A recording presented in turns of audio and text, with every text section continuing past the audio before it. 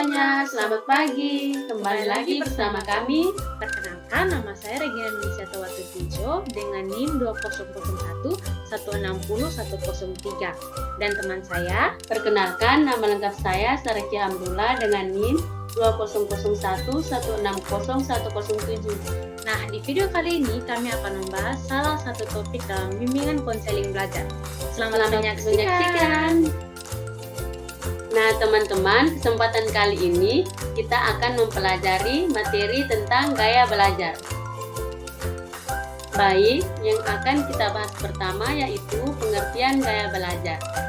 Nasution mengatakan bahwa gaya belajar adalah cara konsisten yang dilakukan oleh seorang murid di mana menangkap stimulus atau informasi, cara mengingat, berpikir, dan memecahkan soal pada proses pembelajaran.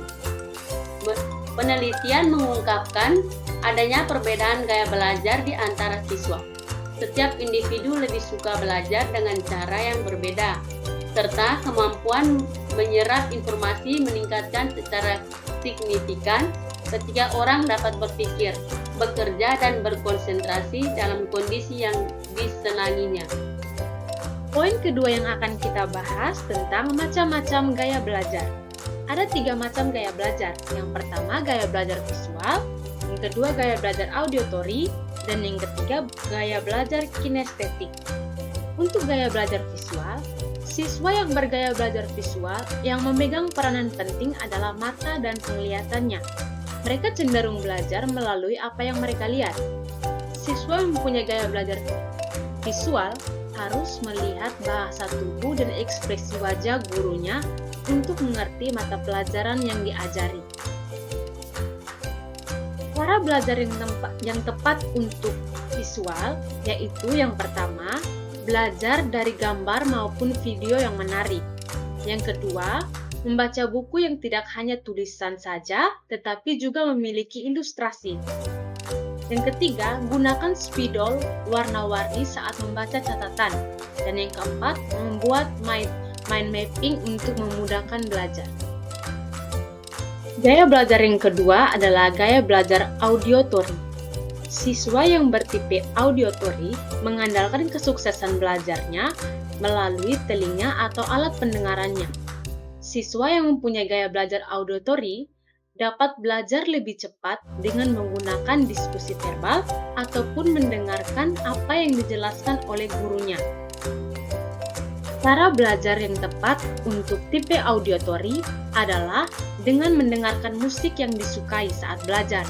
Yang kedua, bisa merekam saat guru mengajar, lalu di kemudian hari mendengarkan kembali rekaman tersebut. Yang ketiga, apabila membaca buku, bisa sambil diucapkan dengan suara pelan untuk lebih mudah dimengerti. Yang keempat, mendengarkan materi yang diajarkan guru saat di kelas dengan seksama.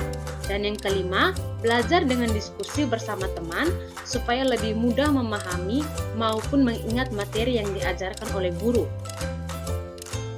Gaya belajar yang ketiga adalah gaya belajar kinestetik. Siswa yang mempunyai gaya belajar kinestetik belajar melalui bergerak, menyentuh, dan melakukan.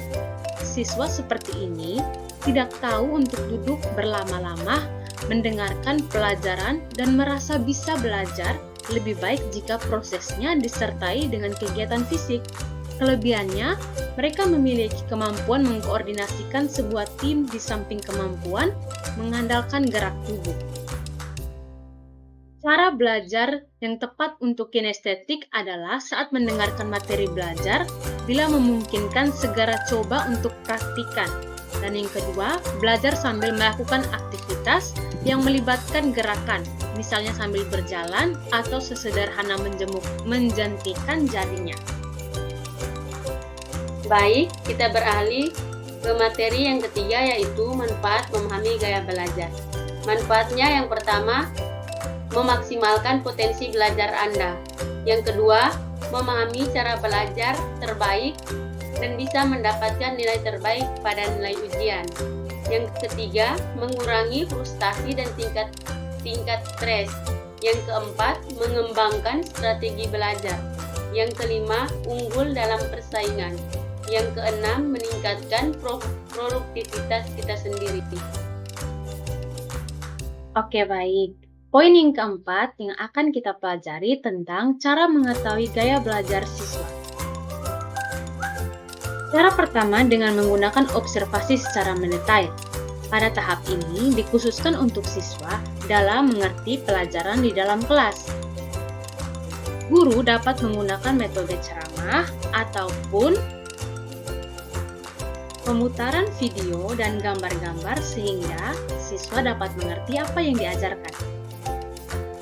Cara kedua dengan memberikan tugas kepada siswa untuk melakukan pekerjaan.